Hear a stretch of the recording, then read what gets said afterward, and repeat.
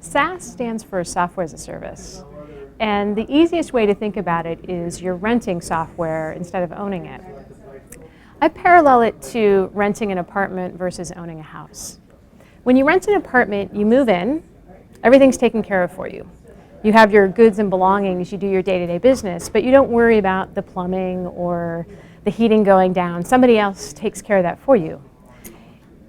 If you're going to buy a house, or build a house more accurately, you have to find the property, get all the materials, put it all together, and then there's a lot of work that goes in running it over time. And if things break, you have to fix them. It's the same thing with SaaS.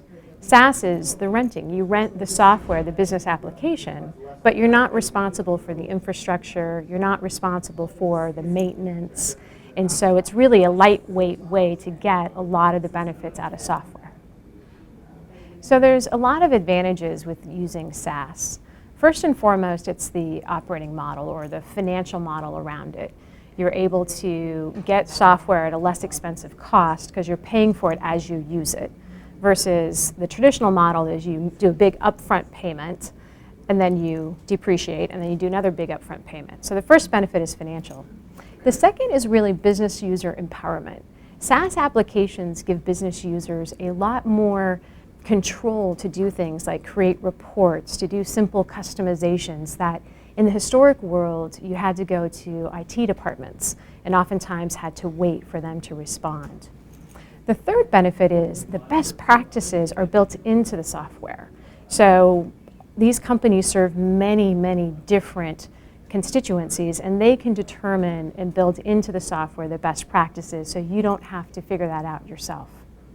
Now, on the downside, there's two things you have to think about. One is, from a financial standpoint, how do you manage those budgets, because it might be a change for you. And equally importantly, you have to decide, where do you really want customization? SaaS applications are best when they're, quote, configured versus customized, which means a lighter degree of making it specifically unique for you. And so you need to think through that when you're picking your SaaS applications. But overall, I'd say for most companies, they're a great way to get business functionality in a secure manner and really drive more results at a lower cost point. The first driver of the uptake of SaaS over the next few years is the maturity of the provider market. So there was a period of time where people were afraid to leverage cloud-based applications and quote-unquote rent software, but now it's very commonplace. And so the fact that there are so many mature providers out there has really increased the comfort of people to use these as a solution. The second thing is the fact that companies have to digitize their businesses. They have to be faster in adopting technology and driving to new business models and results for their customers. And they don't have the bandwidth to manage a lot of on-prem applications. So the second big driver in SaaS is really around the fact that it gives you the ability to focus your time on other things. And so I see those two elements as the key drivers of SaaS going forward. New Relic focuses on the developer, the operator, and the executives within companies, specifically looking to be the best first place to go to understand what your software is doing for your business. And what I mean by that is New Relic helps you understand the performance of your software. It helps you understand how it's running and what your customers are doing with it. So the way that I like to explain it is most people don't bank in a retail branch anymore. They bank on their phone. So what matters is not how long is the teller line or how warm is the coffee. What matters is, did that application run when I pushed on it? Was it quick to go from one point to another? Where did people go? Those are the things that your software can now tell you. And those are the people we serve, the people who are building those applications, the ones who are operating them, and then the executives who want to know what people are doing with them. Customer experience in a SaaS-based world is an interesting and really important question. The reason for that is because people are quote-unquote renting the software, it's easier for them to leave. So you have to earn their business every day. So when we think about measuring customer experience, first and foremost, we want to know what is the performance of our solution or our services for our customers, as well as what are they using it for. And because we're a SaaS-based business, we can see what feature functionality people are using, how many users there are, and so that performance and utilization information is very critical. But I don't want to bypass the importance of actually talking to your customers, because sometimes people can be using it a lot but still be unhappy.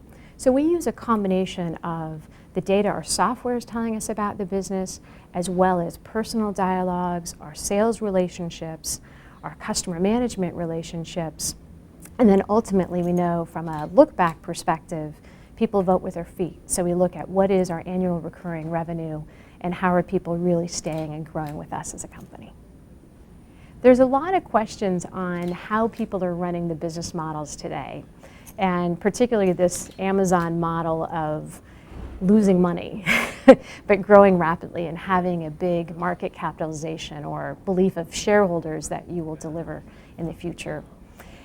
I think ultimately we all know companies need to be profitable. At some point you have to give back to your shareholders money that you're making out of the business. But what's interesting is what is the right time?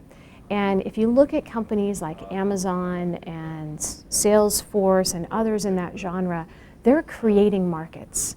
And so to a certain extent, they have to prove out that these new models work.